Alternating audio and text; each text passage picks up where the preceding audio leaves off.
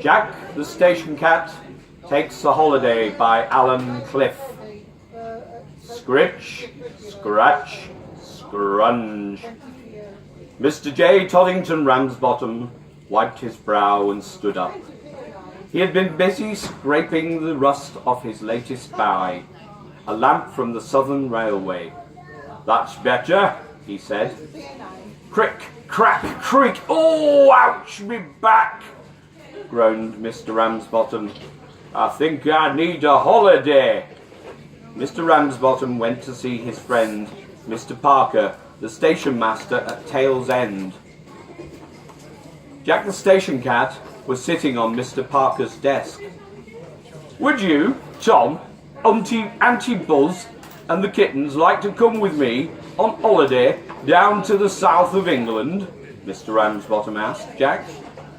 Jack didn't know what he had said, but it sounded good, so he purred. Mr. Parker thought it a splendid idea and suggested Mr. Ramsbottom borrowed Henry, the Tail's End railway parcels van, from Vernon the driver. J.T. Ramsbottom had a word with Vernon. "Your van," he said, "is just the right size for my holiday trip. I'll lend you one of my Tail's End to nearly everywhere vans while we're away." Vernon was pleased, and Mr. Parker approved. The 5 cats were very excited, and soon they, Mr. Ramsbottom, his suitcase, and the cats' baskets were loaded into the maroon and cream van. "Ozymandias the owl told me that we're going to Swanage Railway in Dorset," said Jack. "In that case, we're in for a treat," replied Auntie Buzz. "A great friend of mine called Ringwood was a famous station cat at Swanage. She told me that all around Swanage is history and mystery." "We like mysteries," squealed Marmalade. "Did your friend find any hidden treasure, Auntie Buzz?" asked Mavanwi. "Certainly not," snapped Auntie Buzz. "You kittens love adventures, don't you?" teased Cousin Tom. "I'll tell you a story about hidden treasure from when I sailed the Spanish Main." "Thomas!" meowed Auntie Buzz. "Don't encourage the kittens with your tall stories." Tom looked offended, but the kittens could see a small grin on his face. The trip down south was made exciting by Tom telling stories of finding treasure. The kittens believed him, and Auntie Buzz having to interrupt with remarks like, "The only water you've ever sailed on, Thomas, is the Llangollen Canal." Jack left them to it and watched through the window as Mr. Ramsbottom drove the van towards their holiday. Some hours later, they reached Swanage. J.T. Ramsbottom had rented a cottage so they could all stay together. The cats jumped out of the van and ran into the garden to look around. Then they had tea with Dorset cream as a treat. Soon the cats started yawning, and curling themselves into furry bundles, they went to sleep. The next day, the weather was very good, so J.T. Ramsbottom and the cats went to explore. The first place they went to was Swanage Station. "I want to have a word with the station master," said Mr. Ramsbottom, and disappeared towards his office. The cats sat at the station entrance. "I hope we're going to have a ride on the train," whispered Marmalade to his twin. At the platform was a train of green coaches with a tank engine numbered 53 simmering away at the front. "Excuse me," a thin, high voice said. "Any of you cats called Jack?" "That's me," replied Jack. "But who or where are you?" A snail was sitting on a stone. "I am Sir Bedivere, the Swanage station snail. I have a message for you by ESP, that's electronic snail post, from my cousin Sir Gareth at Tail's End." Sir Bedivere disappeared into his shell. Suddenly the shell glowed blue, green, and then red. Loud buzzing and clicking noises could be heard. Sir Bedivere popped his head out. "Message coming up," he said. "Mr. Ramsbottom on a secret treasure hunt. Help him if you can. Watch out for Eli Clutterbuck. Signed, Azimadius the Owl." "Ooh, a treasure hunt!" squealed the kittens. "Is it hidden in an old castle, Uncle Jack?" No, we've got a snack. "I don't know," replied Jack. Okay, "Let's wait and see." Boys. Come and have a sausage Ah, roll. Go sit in the here's Mr. Ramsbottom. "Come along, cats," called Mr. J. Toddington Ramsbottom. "We're going for a ride on the train to the other end of the line. This is a special pass allowing us to travel up and down the line for a week." Mr. Ramsbottom waved the pass. Auntie Buzz, who's experienced in these matters, announced, "It looks as if we have freedom of the line pass. I've seen them before. Our names will be on it." And they were indeed. J.T. Ramsbottom and the cats clambered into a reserved compartment. The guard blew his whistle, and off the train went.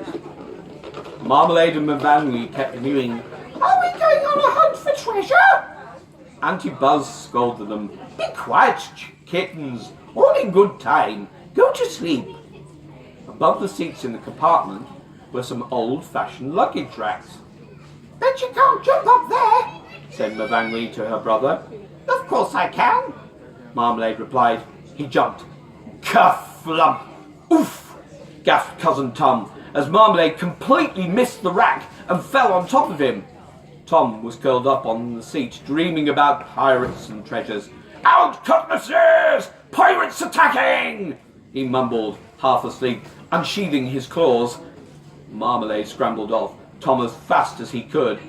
He didn't fancy being too close to any of Tom's cutlasses. They are very sharp. "Oh, sorry, Uncle Tom," he apologised. "Foolish and frivolous kitten," thundered Auntie Buzz. "Leave Uncle Tom alone and settle down like your sister." Mavanwi was curled up and was pretending she was asleep. J.T. Ramsbottom laughed at the antics of the cats. "Where's your dressing cork?" "The station master gave me," he said to himself, patting his pockets. The train clattered along the line, 53 at the front, puffing happily away. Eventually, with a squeal of brakes, it pulled up at a little station. "Reminds me of much purring on our line," said Auntie Buzz. "Cove Castle! Cove Castle!" called out the guard. "Out we get, cats," called J.T. Ramsbottom. "We're going to see Mr. Eli Clutterbuck." Now cats can remember human names. "Eli Clutterbuck," said Jack to himself. "The message from Ozymandias was watch out for him and the treasure." "I don't believe a word of it," whispered Auntie Buzz to herself huffily. Mr. Ramsbottom walked away from the station. He soon stopped at a small house, at whose gate stood an old man. "Are you Mr. Ramsbottom?" the old man asked. "Are those cats with you? Which one is Jack the station cat?" "You must be Eli Clutterbuck," replied Mr. Ramsbottom. "This one is Jack," he said, lifting Jack up. "There's Auntie Buzz, once the superintendent of all station cats in Great Britain, and the big one over there is Tom the sailor cat. Round your feet are the twin kittens, Marmalade and Mavanwi." "Yes, the Swannish station master rang me to say you were coming." "Come on in," invited Eli Clutterbuck. J.T. Ramsbottom and the cats trooped into the front room, where there was a table with tea and cakes for the men, and a saucer of milk for each of the cats. A warm fire was burning on the hearth. When the cats had finished, the kittens went into the garden. The older cats curled up on the mat in front of the fire. Mr. Ramsbottom and Mr. Clutterbuck sat talking. "I guess the treasure's hidden in that old well," hissed Marmalade, pointing a paw towards the bottom of the garden. The kittens scampered across to the well. They jumped on the edge. Looks a long way down, said Marmalade. I think there's water at the bottom, squealed Mavanwi. The kittens walked carefully round the top of the well, putting one paw in front of the other. There's a bucket on a rope hanging over there, breathed Mavanwi. Do you think that's where the treasure is, Twin? Might be, replied Marmalade. He jumped into the bucket. Sploosh! It's got water in it, and my paws are wet! No treasure, though! Whir, whir, whir! The bucket and its chains started going down into the water. Clunk, clunk, it stopped. Mavanwi peered down the well. Are you all right, Marmy? Help! Squealed Marmalade. The kitten's squeals woke Jack. Twin in trouble, he muttered, as he poked Tom with his paw. What? Hard report! Tom shook himself. Then he heard Marmalade's howls. Auntie Buzz slept peacefully, and the two humans chatted at the table. Jack and Tom raced across the garden. Marmalade's down the well in a bucket! Wailed Mavanwi. Man the capstan! Yelled Tom. He and Jack leapt to the handle that winds the bucket up and down the well. Tom has very big paws. The two cats slowly wound the bucket up to the top. Thump! A very frightened Marmalade shot out of the bucket at the top of the well and down on the lawn. How did you manage that, Marmalade? Inquired Jack. Don't be cross with him, Uncle Jack and Uncle Tom, mewed Mavanwi. We were hunting for the treasure. It won't be down the well. Somebody would have found it long ago, said Jack. Mavanwi licked her brother dry as they lay on the lawn, feeling rather sorry for themselves. Jack and Tom watched. Then they all crept back into the house and curled up in front of the fire. Auntie Buzz was still asleep, and Mr. Ramsbottom and Mr. Clutterbuck were still chatting. Would you like to see my treasure, J.T.? asked Mr. Clutterbuck. Oh, yes, please, replied J.T. Ramsbottom enthusiastically. The two men and the five cats went into the next room. What a sight met their eyes! On the walls were fastened nameplates and number plates from locomotives long since scrapped. The letters and numbers shone and twinkled as Eli Clutterbuck switched on various lights. There were lots of other railway relics. There were several lamps, some that went on the front of engines, others that guards, porters, signalmen, and other railway officials used. All were beautifully restored to an as-new condition and lovingly polished. Pages of 8! Pages of 8! Squawked a voice. Sitting on a stand in the corner of the room was a large green parrot. That's my parrot, Percy, exclaimed Mr. Clutterbuck. Pardon me, cats, continued the parrot in a language all animals understand. I have to say that rubbish to please my human. His railway relics are his treasure. The parrot tapped his beak with his right foot and whispered, There's real treasure hidden here. Gold coins and what have you.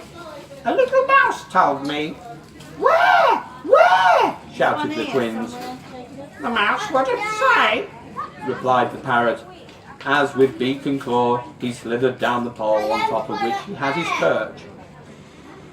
I think you're telling us a tall tale, said Tom, who, of course, was very good at such stories himself. The parrot winked, and then with a clatter of wings flew back up to his perch. He tucked his head under his wing and went to sleep. Foolish creature, muttered Auntie Buzz, but the old cat stood there for a moment, pondered, and then padded softly round the room.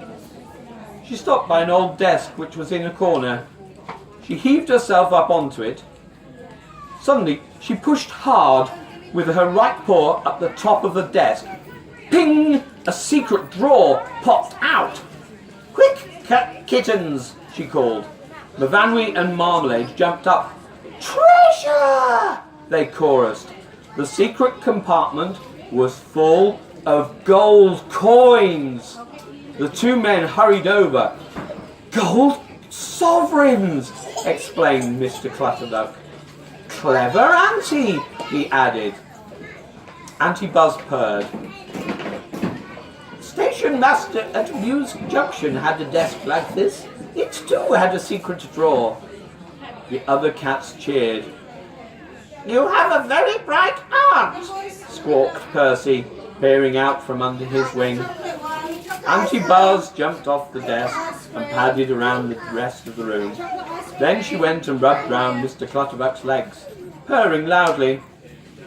I think Auntie Buzz is saying thank you for showing you her treasure, said Mr. Ramsbottom. Reminds her of stations she knew years ago, Mr. Clutterbuck patted Auntie's head. I'm an old railway servant too, he whispered. Thank you for finding the gold coins. Auntie Buzz purred even louder. Cousin Tom sat there, looking at Mr. Clutterbuck's treasure. Shiver me timbers, he growled. Fancy having to polish all that brass.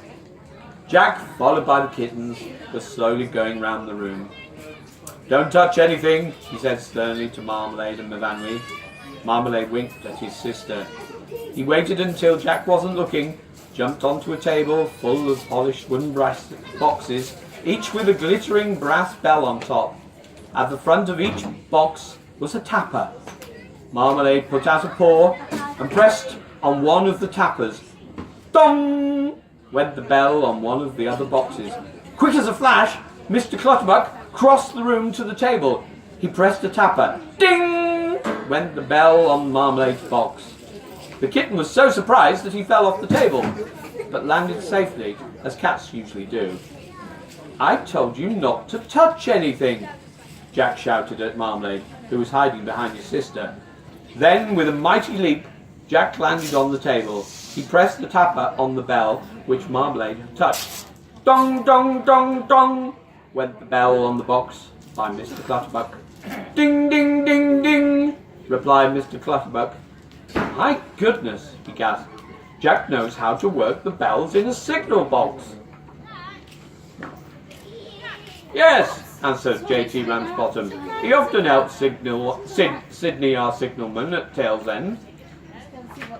Jack did not know what the humans were saying, but he did know 2 beats mean train on its way. Dong dong went Mr. Clutterbuck's bell as Jack pressed his tapper twice. Clever cat, Jack! Mr. Clutterbuck was enjoying himself. I don't often have anyone to send bell signals to, he added, as he and Jack spent a long time exchanging signals. Eli, we must go now, said J.T. Ramsbottom. We have a train to catch. Oh dear, said Eli Clutterbuck. I haven't had such a good time for ages. He pressed his tapper 15 times. 5, pause, 5, pause, 5. Jack replied with the same beats. Signal box closing, beamed Mr. Clutterbuck. How long are you on holiday, J.T.? You and the cats will come to see me again, won't you? Oh, of course, replied J.T. Then he and the 5 cats walked back to Corfe Castle station. At the platform, the train was waiting. Hurry along, please, said the guard. Reserved compartment for Jack the station cat and party at the front of the train. Jack and the other cats, Mr. Ramsbottom, crowded into their reserved compartment. All the cats pressed their faces on the window, watching other passengers join the train. Mummy, Mummy, look at all those cats, cried a small girl called Millie. That's Jack the station cat and his relatives, replied her mother. He must be revisiting the area. Jack and the others all waved a paw. Auntie Buzz's way was very regal, just like the Queen's. Millie was thrilled. The Fairy 5 are waving at me, Mummy, she cried. Fairy 5, that's a good name, smiled the guard. For the rest of the holiday, the Fairy 5 and Mr. Ramsbottom rode up and down the Swanage line. Every day they visited Mr. Clutterbuck. Percy the parrot told the kittens lots of stories about Corfe Castle and hidden treasure, and even Tom said Percy was a good storyteller. Jack and Eli sent bell signals to one another whilst Auntie Buzz curled up comfortably on Mr. Clutterbuck's best chair. Why not? She purred to herself. After all, I am on holiday, and I did find some real treasure for him. Sit down before you let her. The end. Thank you very much for listening. Or not.